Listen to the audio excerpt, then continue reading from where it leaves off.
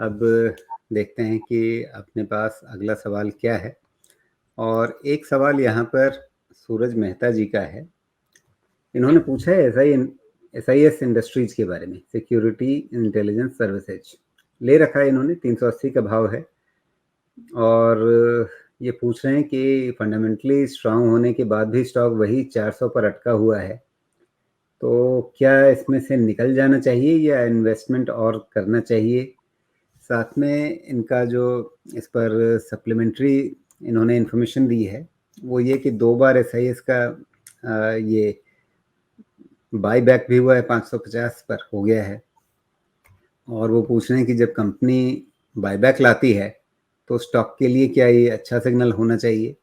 कुल मिलाकर के ये सारी पृष्ठभूमि उनका सवाल, 380 पर खरीद भाव, 400 पर अटकना, क्या कहेंगे इनको, क्या करना चाहिए आगे।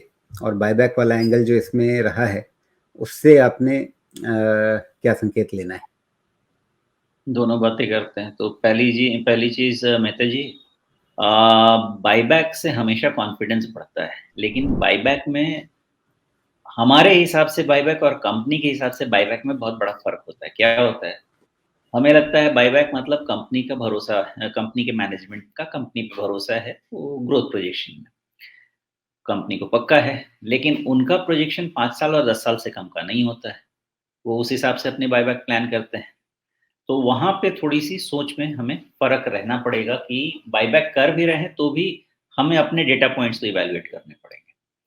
अब दूसरा पॉइंट ये है कि ये सेक्टर में ही करेक्शन चल रहा है, क्वेस्ट कॉर्प, SIS, ये सब में थोड़ा अभी करेक्टिव मूड दिख रहा है मुझे। तो करेक्शन अभी खत्म नहीं हुआ है, मुझे नहीं लगता करेक्शन खत्म हुआ है। खत्म होने के लिए एटलीस्ट इसका जहाँ से करेक्शन शुरू हुआ है 430, उसके ऊपर तो क्लोज़ लेना चाहिए, तब जहाँ यहीं से करेक्शन इसका शुरू हुआ है। तो इसके ऊपर जब तक क्लोज़ नहीं होता है, थोड़ा बहुत बाउंस, शॉर्ट कवरिंग ये सब होता रहेगा, बट ट्रेंड अभी भी डाउन है। कहाँ तक डाउन है, वो तो स्टॉक खुद ही बताएगा कहाँ रुकना चाहता है, लेकिन 400 भी हो सकता है, वो देखेंगे। 400 तो हो गया है, सॉरी, 350, 370 के रेंज में भी हो सकता है, जब तक इसका ट्रेंड चेंज नहीं होता है। तो मेन मुद्दा ये है कि ट्रेंड कब चेंज होता है, वो 430 के पहले नहीं होता है।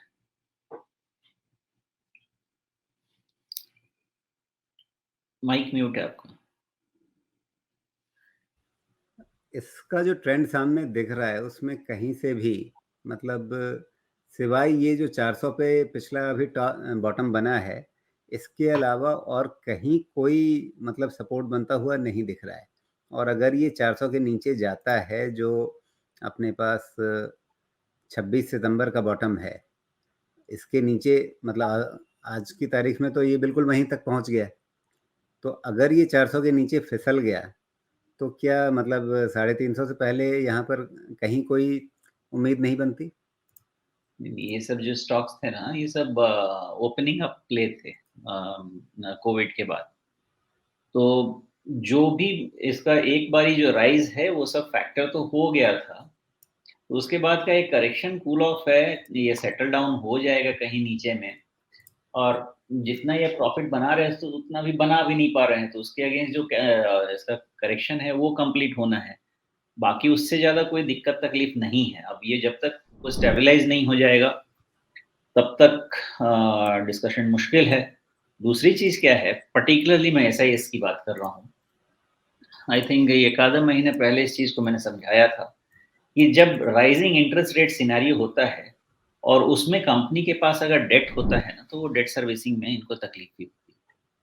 तो इनके पास डेट थोड़ा ज़्यादा है, तो उसका भी असर ज़रूर रहेगा राइजिंग इंटरेस्ट रेट सिनेरियो में।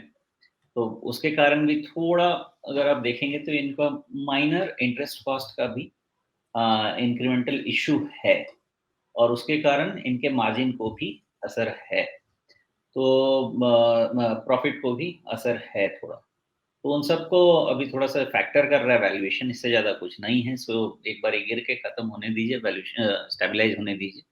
फिर से ये सारे सेगमेंट में बाइंग शुरू होगी, लेकिन अभी थोड़ा-सा मुझे तो लगता है वक़्त है, अभी और वक़्त है। जी, तो चलिए फिलहाल SIS जिन लेवल्स का ध्यान रखना है और जो इसमें फैक्टर्स उभर रहे हैं उनके बारे में सोमेश जी ने आपको बता दिया, उसके हिसाब से अपना निर्णय कीजिए।